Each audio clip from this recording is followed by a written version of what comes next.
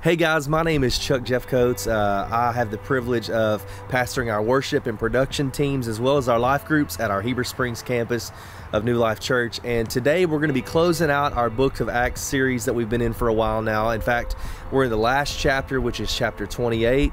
And so we're going to dig in today. And you know, oftentimes we focus on the first part of this chapter because of how epic it is, right? I mean, Paul, he gets in this shipwreck and then all of a sudden he washes up on the shore of this island called Malta, and then he's on the shore and he builds this fire and he gets bit by a snake. It's like hanging from his hand.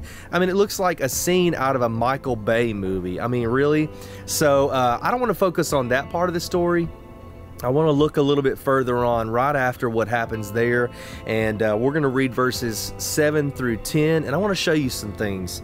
So Acts chapter 28 verses 7 through 10, it says, "There was an estate nearby that belonged to Publius, the chief official of the island. He welcomed us to his home and showed us generous hospitality for 3 days. His father was sick in bed, suffering from fever and dysentery." And for those of you guys who have played Oregon Trail back in the day, you know how serious dysentery is, okay? So Paul, he went in to see him, and after prayer placed his hands on him and healed him. When this had happened, the rest of the sick on the island came and were cured. They honored us in many ways, and when we were ready to set sail, they furnished us with the supplies that we needed. And so even after Paul had gone through all these hardships, he was still obedient to God, right? I mean, even reading in previous chapters about his prison time and all the hardships that he went through, he continued to be obedient to God. And so he was still faithful to that purpose that God gave him, right? And so that's why I fully believe that our obedience, it leads to God's provision. And so I'm not talking about like a selfish provision, because I know that God opposes the proud. That's what the Bible says. And I'm talking about the provision that we need to continue to walk in the purpose that God has placed in us, right? God has a mission that he's placed us on.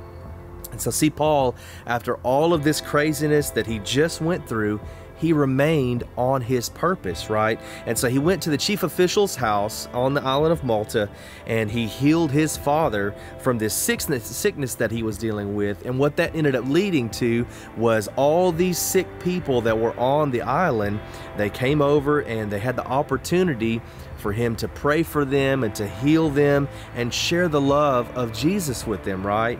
And so let's look at what it says, and it happens in verse 10. So it says, "They honored us in many ways, and when we were ready to set sail, they furnished us with the supplies that they needed."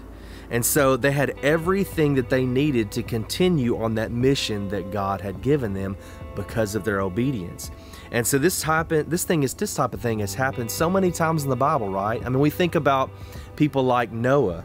I mean, God told Noah to build this gigantic boat. I mean, the size of a cruise ship. I mean, just massive boat, saying that there's a flood coming. Well, Noah, I mean, he probably freaked out because he had never even seen rain in his life, right? Rain had never even happened. So how in the world is the earth going to flood? But Noah thought that God was crazy, but he was still obedient, and he followed the direction from the Lord. And what happened? God provided, right?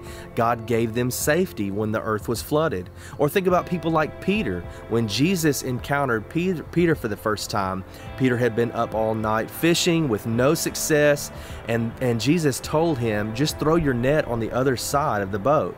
And Peter, he ended up being obedient, and what happened there?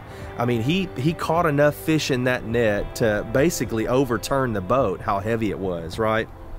And so don't even think about, too, how many times later on in Peter's life, how that single act of obedience led him down this path of just amazing things in his life, right? The purpose that God placed in his life. And so I highly recommend you guys going back in the book of Deuteronomy and reading chapter 28. And I want you to see the differences of what happens when you live an obedient life versus a disobedient life. And so my question to you today is, what has God been asking you to do that you have not followed through with?